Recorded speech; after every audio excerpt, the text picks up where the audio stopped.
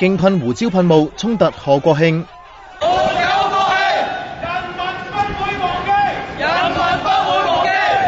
社民連趁國慶日遊行，要求釋放劉曉波同平反6·4，百幾人參加。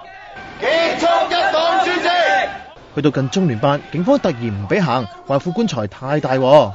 你上一次話副棺材大，整細咗，仲有咩理由啊？我諗都係大件物品，一定真係。咩叫大？咩叫大件物品啊，哥？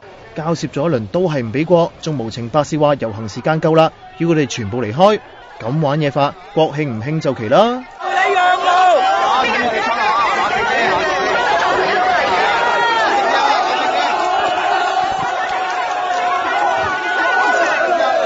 咁樣嚟打壓，班示威者更加激動啊！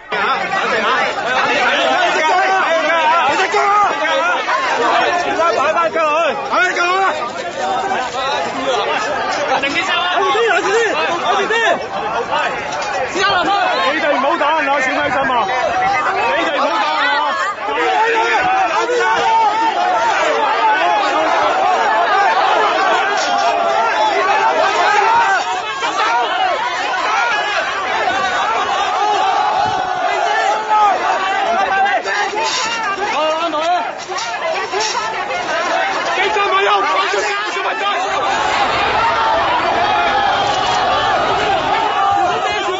啲警察係又噴，唔係又噴，卒之搞到唔止長毛，